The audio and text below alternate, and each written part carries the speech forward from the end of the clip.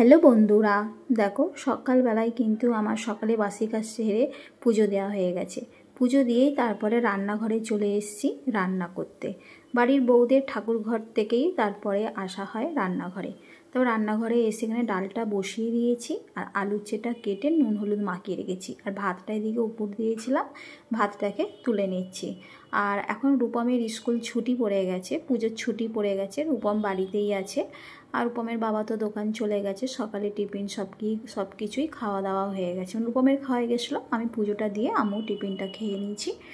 আর এখন বলতে গেলে কি বলতো, রূপম যেহেতু সামনে পুজো, আর পুজো মানেই অনেক সকাল সকাল উঠছি, ঘর বাড়ি পরিষ্কারের ঝামেলা থাকে, সেজন্য তাড়াতাড়ি কাজকর্মগুলোও হয়ে যাচ্ছে। এদিকে দেখো রান্নাটাও আমার হয়ে গেছে, রান্নাটা হয়ে রান্নাঘরটা গুছিয়ে তারপর জামা কাপড়গুলো গোছাতে নিলাম। আজকে তো প্রচণ্ড রোদ উঠেছে আর সব জামা কাপড়গুলো শুকনো হয়ে গেছে। এখন কি হলো, প্রচণ্ড রোদ উঠছে, আবার 12টা 1টা নাগাদ হঠাৎ করে বৃষ্টি চলে আসছে।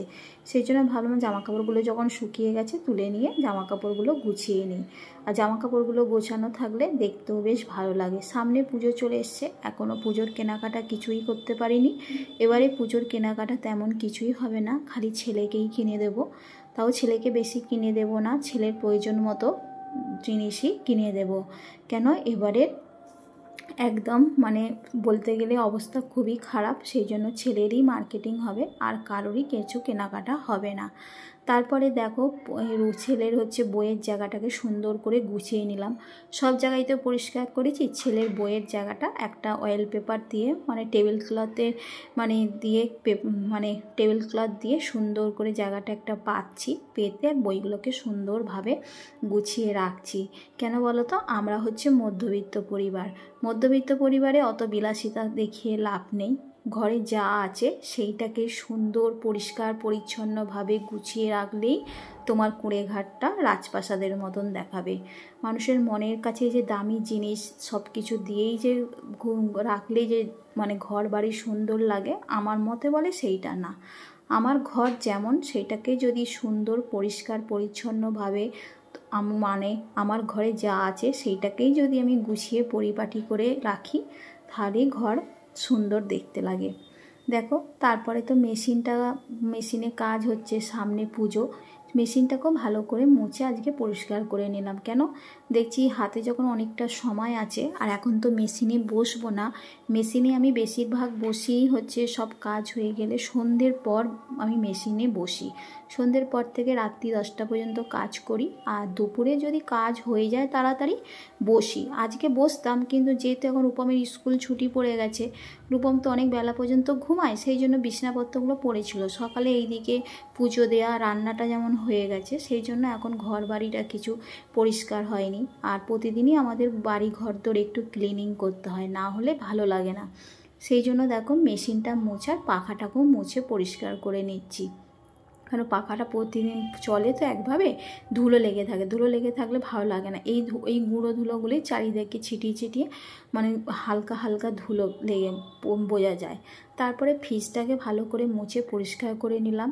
আর সামনে পুজো, সব কিছুই আমি পরিষ্কার করেছি, ফ্রিজটাকেও একদিন ডিপ ক্লিনভাবে পরিষ্কার করব। ভেতরটা আজকে বাইরেটা পরিষ্কার করে নিচ্ছি, কেন সব কিছুই পরিষ্কার যখন করছি। আর সামনেটা আমার বেসিনের পাশে ফ্রিজটা থাকে, তো বেসিনে হাত মুখ ধুলে একটু জল ছিটে এসে পড়ে, সেই জন্য ফ্রিজটাকে বলতে গেলে ঘর বাড়ির ক্লিনের সাথে এই ফ্রিজটাকেও আমাকে কলিং দিয়ে মুছে আমি পরিষ্কার করে নিই। প্রতিদিন হয়তো পারি না, কিন্তু 1-2 দিন ছাড়া আমি কলিং দিয়ে এই ফ্রিজের গাটা পরিষ্কার করে নিই। আর সব কিছু পরিষ্কার পরিচ্ছন্ন থাকলে দেখতেই ভালো লাগে। আমাদের মধ্যবিত্ত পরিবারে, আগেই বললাম, মধ্যবিত্ত পরিবারে দামি ফার্নিচারও নেই আর দামি কিছু জিনিসপত্রও নেই।